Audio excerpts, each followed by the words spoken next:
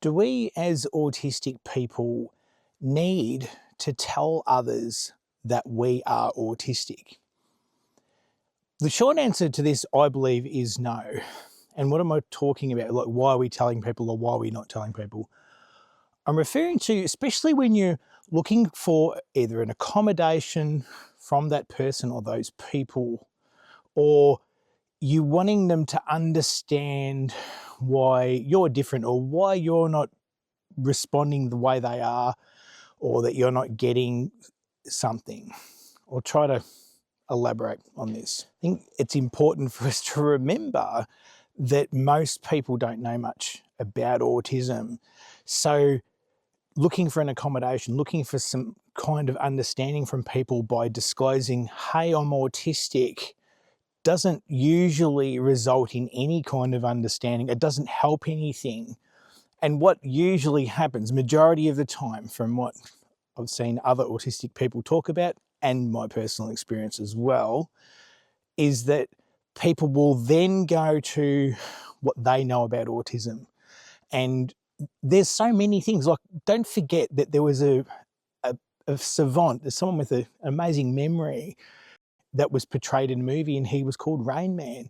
And that character is not actually based on the real life savant, not really.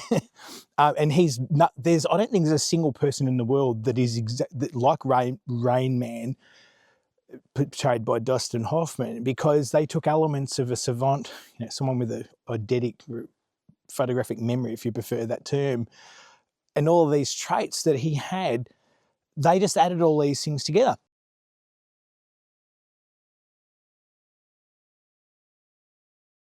And why am I saying this? Because that might be what people think you mean.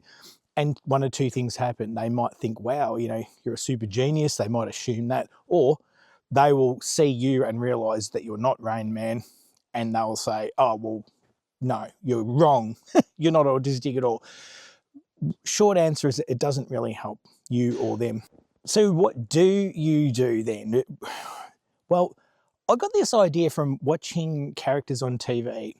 Now, I know technically Sheldon Cooper is not autistic. And I say technically because the writer of the show, the creator of the show, has gone on the record to say Sheldon's not autistic or Asperger's, whichever term, he's claimed that that's the case.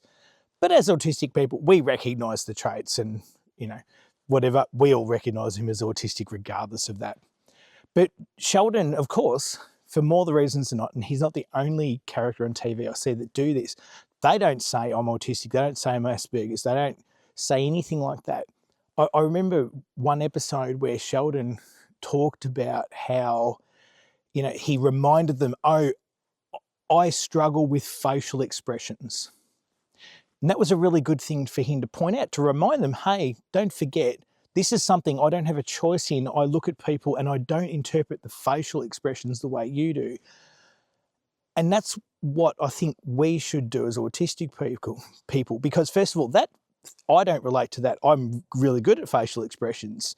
So if I'm trying to communicate, I'm having issues with something, name the thing that you're having the issue with rather than the broad spectrum of autism. And it is hard as it is, right? Because my partner, one of the ones that comes up for us a lot, is really strong, pungent, disgusting smells. It's not just that I can smell them. I can smell these things and it's like my head's in it, the toilet's right there, and my partner can't smell anything. She's got a sense of smell. She can smell plenty of things. But I only discovered this the last few years, is that there's certain smells. I just assumed everyone could smell, but no, this is disgusting smell. And I'm like, how can you not smell that? So, there are times where she's left, recycling in the car overnight. And when I get in, it smells like a bunch of nappies, dirty nappies that have been left in the car. She can't smell it at all. And I'm nearly throwing up. So my accommodation for her, I don't say, oh, I'm autistic. I have to say, hey, I have a heightened sense of smell. I can smell this thing you can't smell, and then work backwards from there. Other times I've had to use it is to say, again, rather than saying, oh, I'm autistic, therefore, I will say, hey, I'm not really good with abstract thinking. And people might say things that are abstract and what have you, and I just don't get it. And a lot of it's to do with bottom-up processing, the way that autistic people process information.